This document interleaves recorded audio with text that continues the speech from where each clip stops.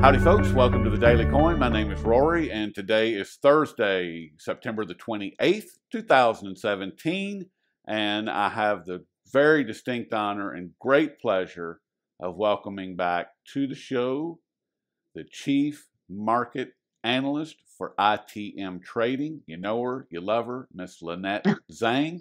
Lynette, welcome back. It is a pleasure to be here, Rory. I love the interviews with you. They're fun. Well, I'm glad that you're here. We have a lot to talk about, so we're just going to jump right in. Okay. I wanted to start, Lynette, with you just said that you've gotten some new information regarding AC Chain, and I just want to start with that. I mean, because I'm still getting feedback from people saying that this is nonsense, and what I have found is that it doesn't matter that China has banned ICOs, and the reason I say that is because AC Chain is also outside of China, and that's the part that most people don't know. And it sounds like you have gotten a hold of that information. Yep. And that's what. So tell me, how easy can you see this? I can see it. Okay. So I'll hold it up like that, but Okay. then also we'll send you the Twitter feed so they can go in and they can see the conversation that we had. Sounds great. That's perfect. Okay. So what did they say in this Twitter conversation? Okay, you want to do it before we have the conversation? Okay, they twittered back 4 things. Number 1, they said AC Chain is a blockchain tool to do asset digitization, and China banned the ICO but encouraged the development of blockchain. We are not on the list. Okay. I think that's pretty telling. And then we are an open source blockchain and have many nodes over the world. The safety of blockchain comes from the blockchain tech itself. That was it. But personally, they say, I think the ban from China is a touchstone to select the real blockchain. Fortunately, we are the real one. Now, I can't tell from that one whether or not, they're just, crowing or they're making a statement. Could be either one. It could be. And could be either one. Well, and like I said, the AC Chain itself it trades on another platform. It's not just in China. Trading on, and they say that ACC has been trading on Japan, Canada, and Korea. It was not listed on any Chinese exchange. Isn't that interesting? That is interesting. But we have right. That is actually my very favorite one, because then they say, but we have the plan when get the permission. Okay.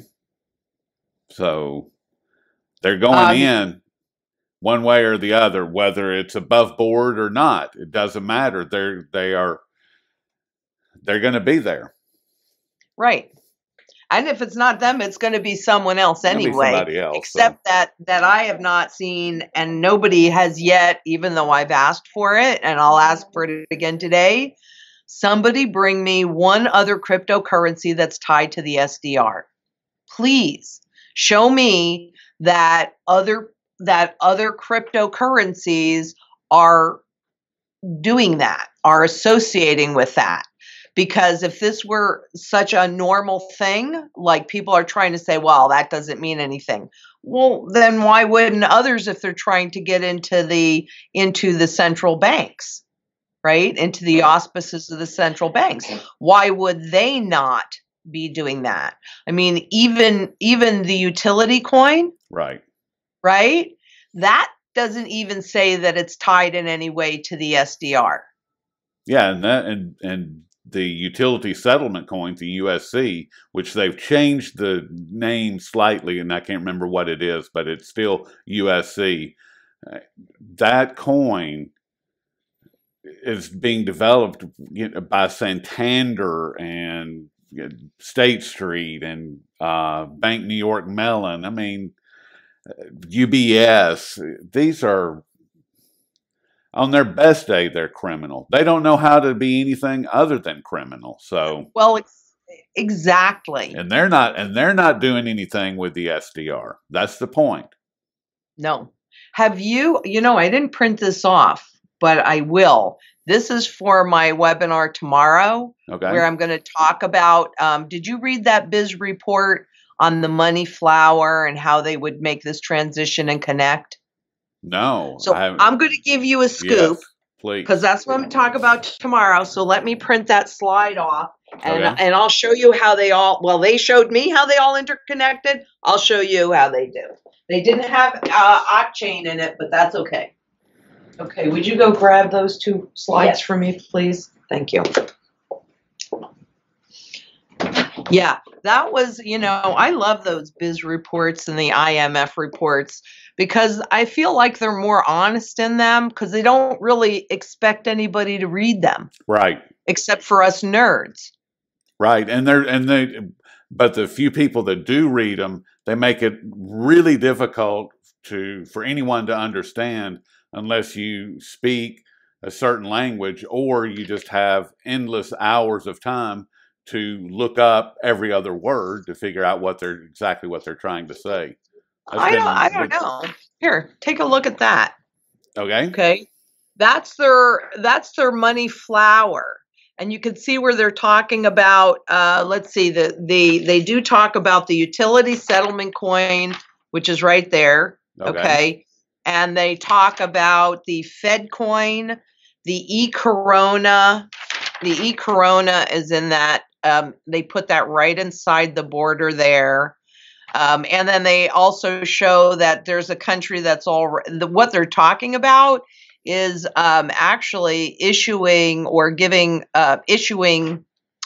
to the public direct SDR coins. Wow. Right? Okay. Yep. Let's see. Right. Let's see. Commercial banks, DCA. Okay. This blue area in here. Okay. That is the central bank issues. The red are universal. So that's your private. So it looks like they're going to allow private coins, some anyway, as well. This is the, this is your peer-to-peer. So they're going to allow now I have not really talked this through yet, so bear with me here, but that's okay. We could talk it through together.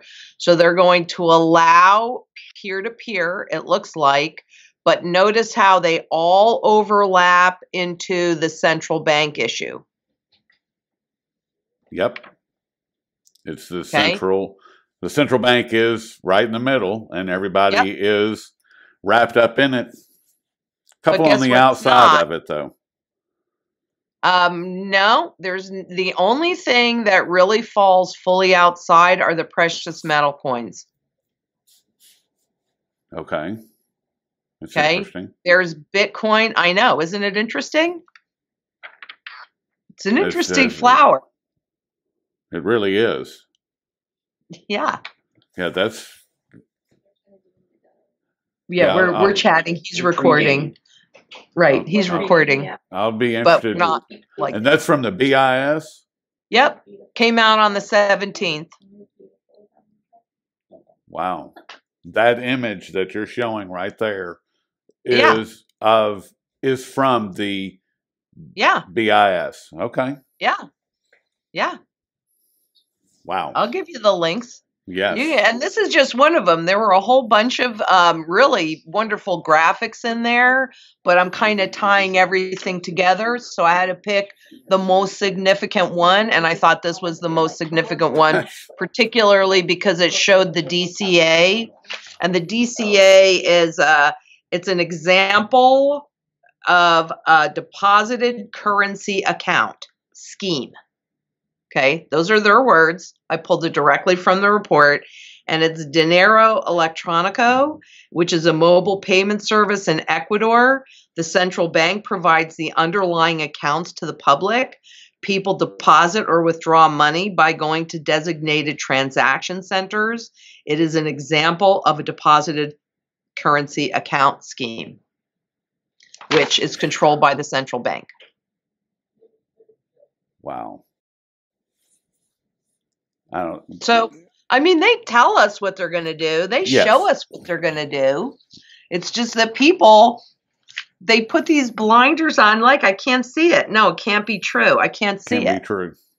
Right. It's just like all of these, all of the hacks, right? When Equifax was hacked, I said, you watch, we're going to see a whole bunch more hacks come to light so that we know how unsafe the current system is.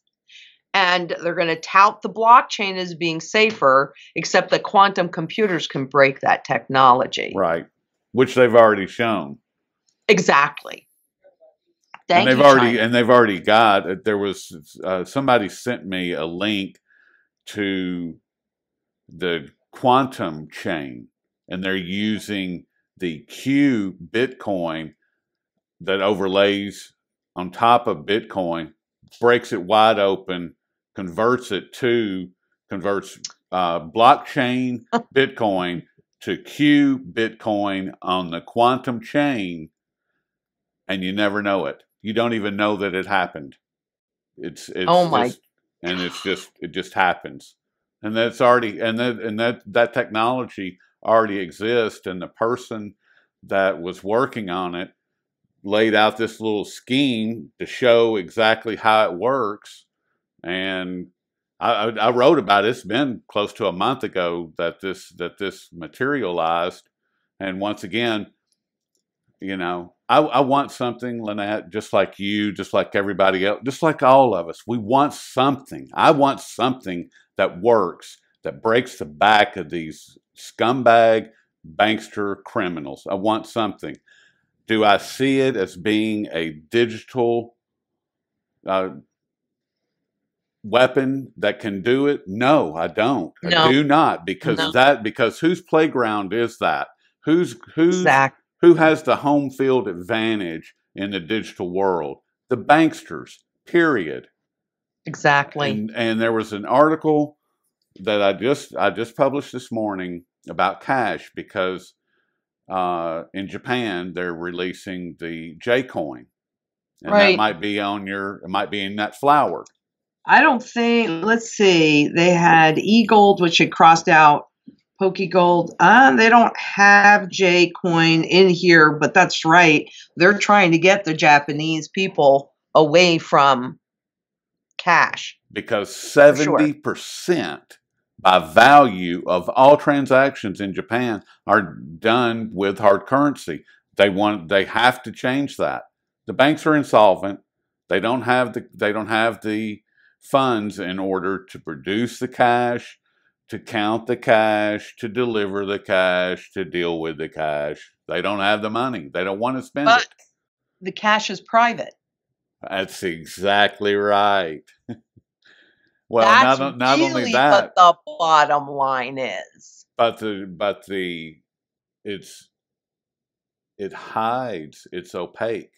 They can't see that you and I just conducted business, and so in today's terms, it's a black market.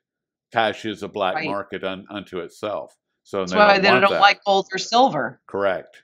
So those are the tools that can break their back, in my opinion, is a hard currency that's off grid. It's not in their playground. It's not on their playing field. Gold and silver, same thing. It's not on their playing field. Except that the issuance of cash is centralized. Gold and silver, physical, is the truly decentralized system. Yes. As soon as it comes out of the ground. The rest of it, exactly. The rest of it is really all stuck inside of a central system, even if it's not obvious. I mean, come on. That's not really, decentralization means that all the different nodes are going to have a little bit of power, but the buck definitely stops at the IMF, the international node. And doesn't that really flow in with what they're talking about here in this flower? Yes. Absolutely does.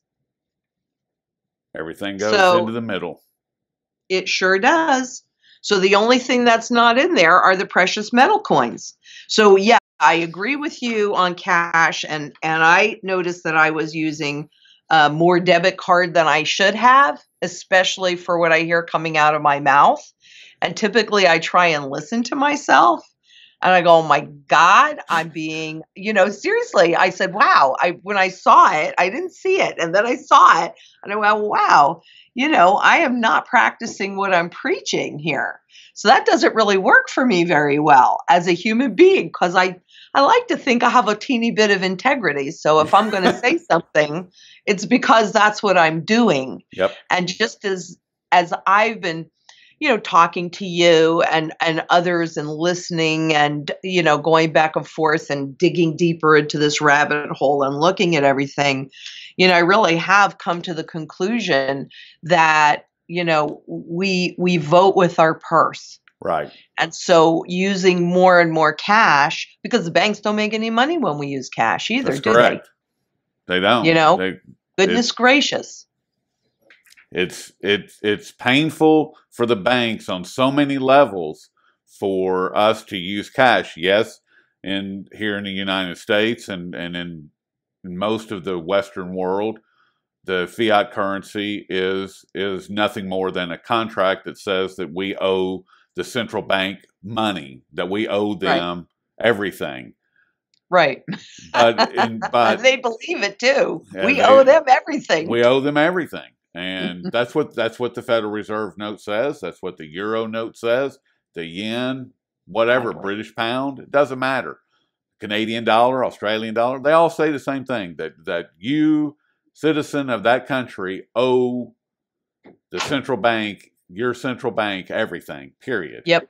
But by using it, we hurt them on certain levels.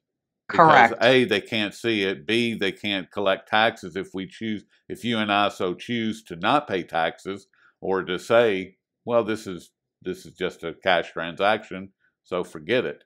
And the big one, don't forget the big one, because they keep talking about it. The ability to attack principal, right? To go below zero. Correct. The ability to go below zero. Can't do it with cash. You have to eliminate cash. Exactly. And that is the reason that they want to get rid of cash. That is the biggest reason why they want it, more than any other reason. The single biggest reason that they want to get rid of cash. And they talk about it all the time. Endlessly. The IMF.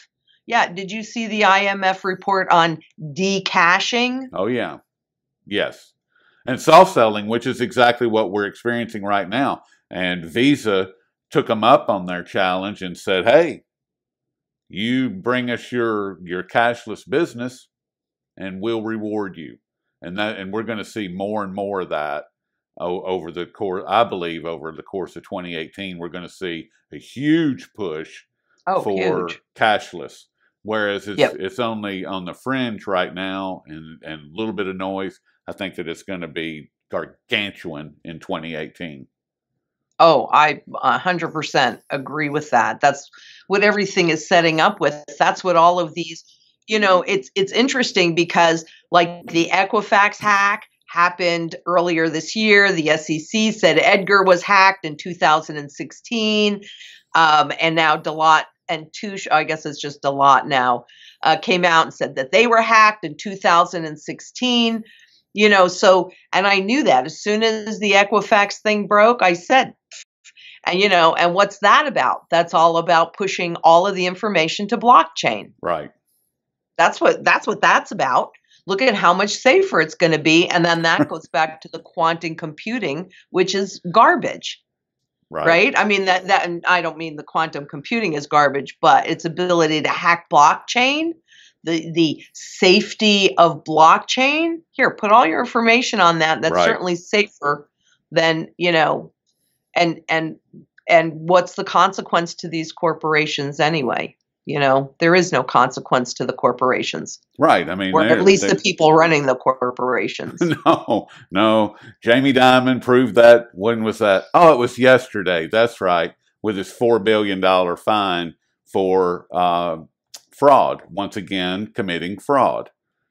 But did anybody go to prison? No, not one person. Nope. Not one person. So, gold and silver, I wanted to ask you about that because they've been in the news a lot.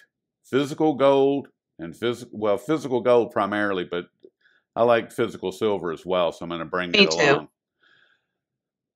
I'm sure you're aware of this whole trail of breadcrumbs that's been laid out for about 6 or 8 weeks, 10 weeks now. Wall Street Journal article a few weeks ago is where it all started with an interview with Ronan Manley, James Turk, and John Embry.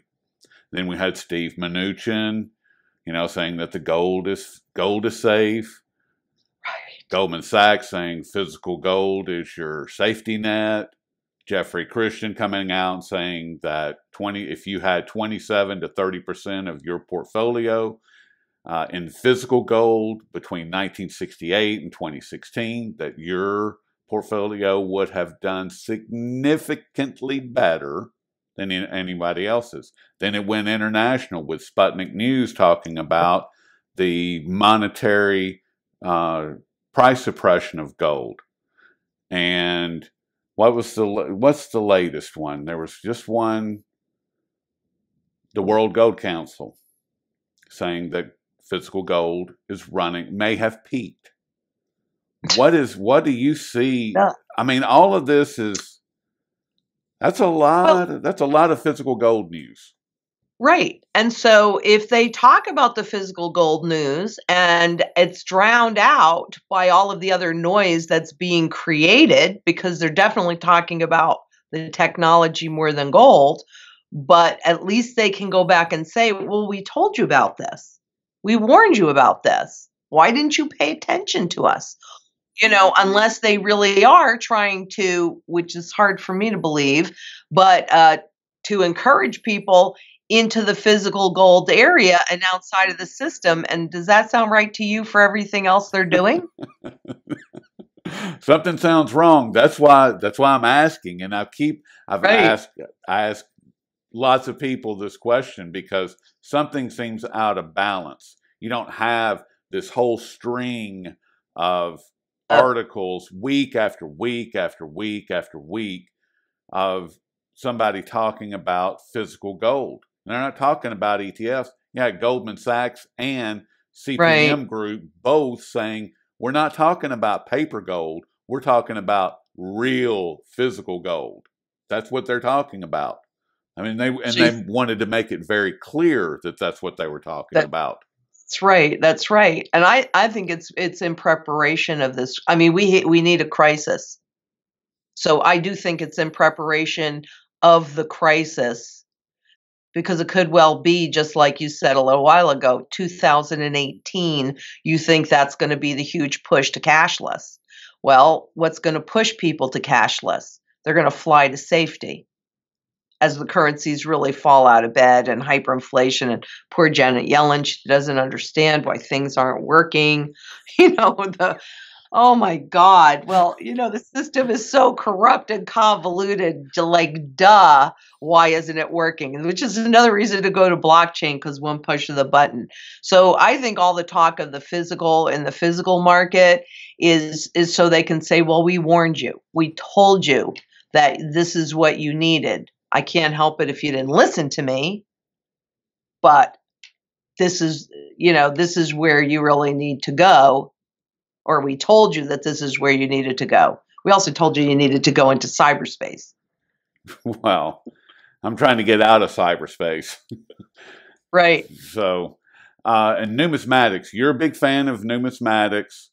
Yes, I am definitely a big fan. What about some of the now I've been reporting for the past several months on the American Gold Eagles, and the American Gold Eagles in 2017 falling off a cliff could very well be the best year for collectors, because it's quite possible that it is going to be the lowest minted coinage in the history of American Gold Eagles will be this year.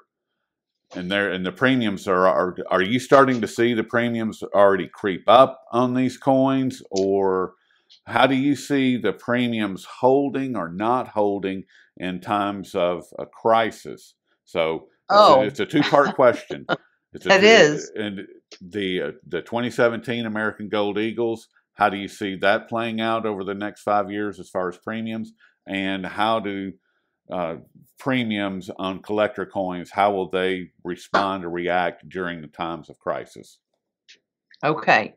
Well, on the first one, to be perfectly honest with you, I'm going to have to check with our wholesalers, because I've not noticed personally any rise in or any more rise in the premiums for the 2017s above earlier years. But I could be wrong about that. I don't want to give misinformation.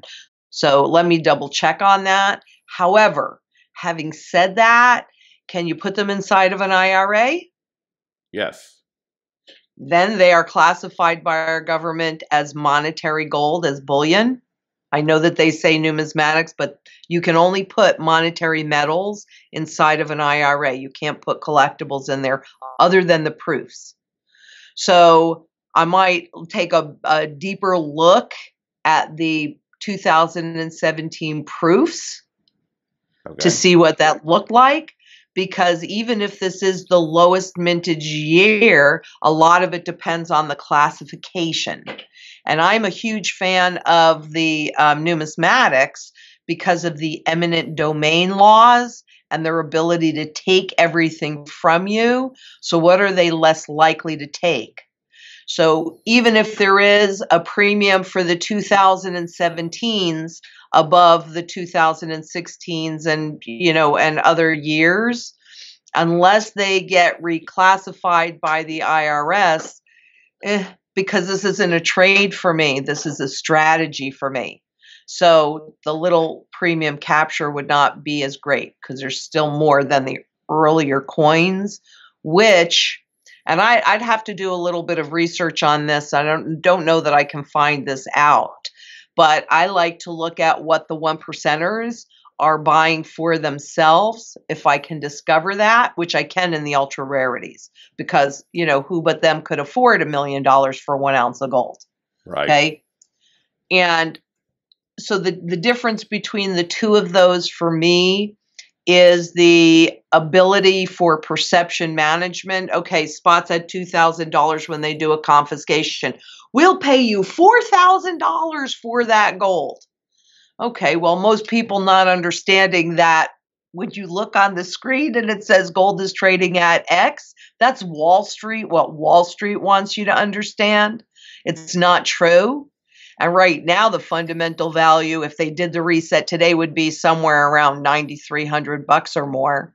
So why not pay $4,000 for it? They're pushing a button anyway. It doesn't cost them anything to push a button, right? So they get a lot of easy compliance in that manner, so those would not exactly fit into the category that I'm looking to position into, so that I can use my gold through the hyperinflationary trend up to the full reset, when everything fully resets, because there'll be mini resets along the way, and that's when that's where the opportunities lie. Not because there's lower mintage on the 2017, it's the other income producing assets that right now are so severely overvalued and will come down in terms of gold in the next crisis. Because keep in mind, I did a study years ago on what happens to all of these different asset classes during the kind of positioning that we're talking about during a monetary shift. And what I discovered was that globally on average, residential real estate drops 55%, commercial drops 75% as Wow. example. Oh, wait, it gets better.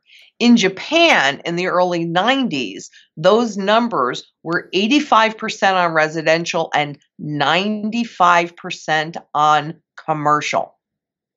Man. Now, you think about all of the relevant properties that are government owned or generate government income, like, I don't know, the ports that in Greece that the government sold because they needed money now, Right. right? If those, and this has happened all over the world, it's happened in this country where cities and states that are fiscally in trouble, which pretty much all of them are, Yep. they sell what the market will buy. So they'll sell toll roads and parking meters and parking lots and their Senate buildings and things like that, and then lease these things back. Those are necessary government functions, right? But if they were all bought with leverage, guess what's going to come back on the market? Those properties. Exactly. Now you have the gold going up that you can hold and use in the normal marketplace. You have the gold going up like this. You have the income producing real estate going down like that. When we see that cup formation, that we know that those in the know, the 1%ers are quietly accumulating, you take your gains here, you buy low here. It's just called buying low and selling high. It's not rocket science. Okay. And now, even though the income's not going to matter till the other side of this, that's when you want to buy it, right? Right. So now you're positioned for income that you can't outlive. Okay. And dare I say it, because you bought them so cheap, when you leave that property to your heirs, they have a foundation of wealth. And, maybe you could be the 1%. It's a good possibility. Right. So that's the first part of your question. 2000. Sorry about this, Brian. It's all good. The second part of your question, we have a great example of what happened in 2008. And, there is something to be said for us older birds that have been around long enough to have actually lived through these experiences. And I can tell you for an absolute fact that even as the spot market was dropping 32, 35% during the crisis, because they don't want you running to gold, and also because when you have a margin call, you have to sell whatever is available. So it was kind of a combination. The premiums on any of the junk silver, the junk gold, and as well as the numismatics went through the roof. Now, on the junk silver, we were one of the few firms that could actually still get stuff because we've had relationships with these guys since the 90s. So a lot of places were out, but that wasn't so much a problem for us because at that time, which I don't think they're going to do again, but at that time, they were still willing to short us metals. So in other words, we could then position clients into junk silver and gold and all of that. But we had delayed delivery.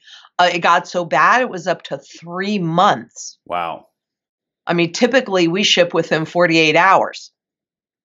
That's significant difference. Huge. So the premiums exploded and the delivery times, and that's why I said, I don't think they're going to do it again this crisis. There was a lot more gold and silver available then. Now, there's a lot less available on the market. So that's why it's important to build your position now while we can. And it's stupid cheap. Yes, I mean, it is stupid cheap. Stupid cheap. You're So talking this is like about, a I mean, no-brainer. you said a minute ago that if gold were revalued right now, it'd be somewhere around 9,300, and it's currently, as we're recording, it's around 1290, 1295. It's under 1,300, so Yeah, and silver too. Silver is somewhere silver's, around like 650, and it's at, where is that at right now? I don't have that in the screen in front of me, but 16, $17. yes, it's under 17. 16, it's 1690, 1695, something like that. Something Yeah, ridiculous. right. Now, if you went to the store to buy something and it had that kind of sale, you'd stock up. Yes. Yes. You would build a new room to fill it with. Yeah. Instead you hear, "Oh, I have to store it." Oh. Well, the alternative of not having it physically in your possession means that when you need it, you don't get to use it. And you can't get it. That's what I'm Exactly. and that leads into where what we were talking about a minute ago. I mean, the World Gold Council just came out in the last few days, within the last week, and said we may have reached peak gold. I don't know how this was allowed to get out. And the reason I say that is because if you remember a few years ago, the geological survey came out, the USGS came out and said silver is going to be the first element on the periodic table to go extinct. That story has been evaporated. It may Right. have been scrubbed from the internet. And I'm curious if this is going to be the same thing. What do you think? Well, I think number one, the reason why they said that silver would be extinct is because it actually gets used up in production. Gold is recoverable. So gold won't go extinct. But that's also why you've got gold as the primary currency metal and silver as the secondary currency metal. But I definitely think that both of these will be extinct from you and me. Well, not from you and me because we're accumulating. Right. But for most people, when they want to, which takes us back to all of those articles as well. And the thing about peak gold, because honestly, I didn't see that yet, but I've been changing offices, so I've been a little distracted. However, and I'm settled in now, so I'm good and I can get caught up. But if I remember correctly, and I have these charts, I'm seeing them in my mind. I actually thought we hit peak gold in 2015 when I look at exploration and finds. So, That may be and right. I mean, but the World Gold Council has just within the last few days come out and made this announcement. yeah, mind you, I use a lot of stuff from the World Gold Council, but I also look at what their real function is, which which is really perception management. Right. Okay.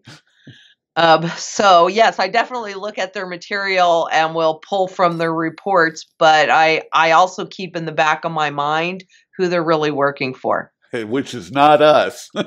Exactly. They do Exactly. not have our best interest at heart, which is why I wanted to ask you about it, because it's why are they saying these things? I mean, and once you, and this is at the end of the trail, or this is the latest, I should say, in this long list Right. that I've spelled out of all of these different articles, and now here's the, oh, and by the way, it's peak gold. It's like, Right. okay, what are you trying to tell me here? Are you trying to get me off balance? Are you trying to mislead me?